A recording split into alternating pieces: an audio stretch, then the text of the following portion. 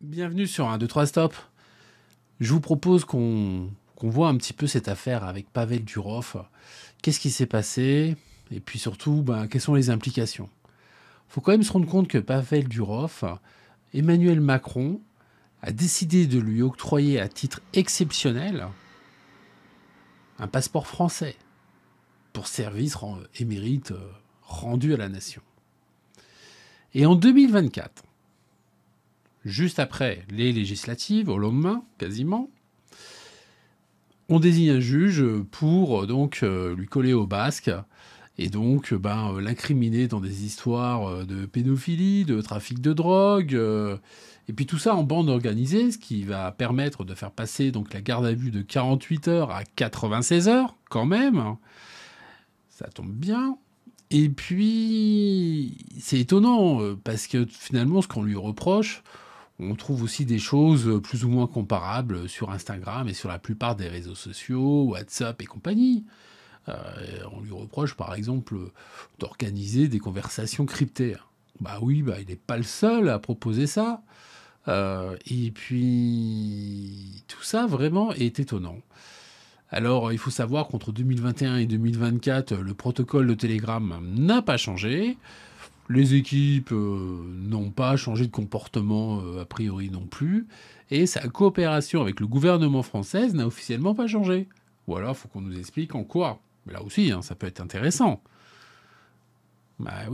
Qu'est-ce qui se passe en fait? Qu'est-ce qui se passe? Nous sommes exactement avec les mêmes faits et on se retrouve 3 ans après, carrément à l'autre bout de la règle. On le met en tôle, le gars. C'est incroyable.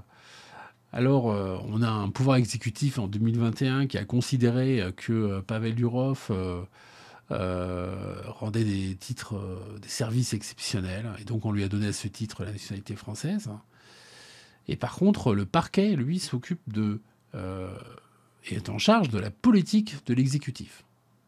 Alors, c'est un exécutif démissionnaire, il faut quand même se rendre compte, et le lendemain des législatives, vas-y mon coco, on te balance un juge dessus. Bon.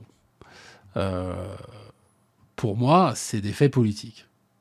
Alors, Emmanuel Macron s'est senti tellement obligé qu'il a fallu qu'il prenne publiquement parole pour expliquer que c'était pas politique. Il y a plein de gens qui pensent que c'est politique. Moi, à mon avis, c'est que ça l'est à fond. Parce qu'il faut se rendre compte que depuis 2014, il utilise beaucoup Telegram.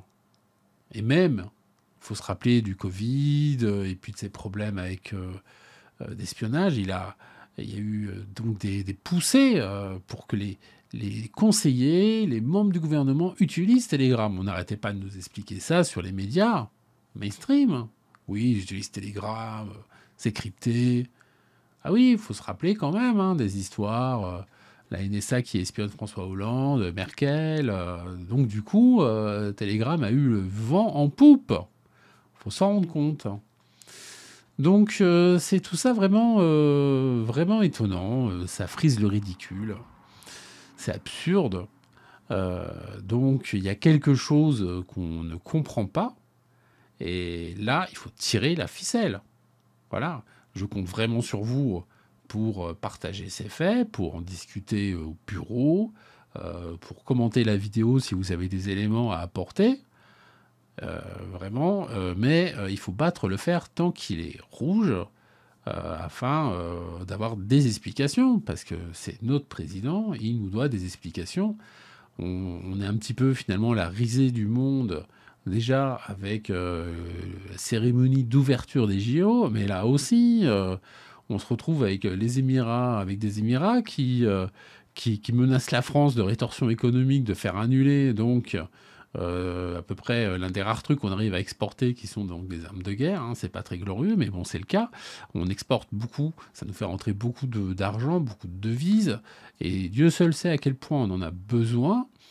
Et là, il y a 80 rafales, il y a un contrat là de 80 rafales qui risque d'être annulé. C'est ce que menacent donc les Émirats. Donc il y a quelque chose. Il y a quelque chose aussi que les Émirats ont peut-être pas envie de... ils n'ont peut-être pas envie non plus que Telegram donne toutes les clés d'accès. Ils ont peut-être des choses aussi à cacher de leur part. Mais nous, ce qui nous intéresse, c'est notre président. Voilà. C'est ça ce qu'il faut. Bon, bah écoutez, hein, moi j'ai passé un bon moment avec vous. Et puis je vous dis à bientôt et à plus. Ciao.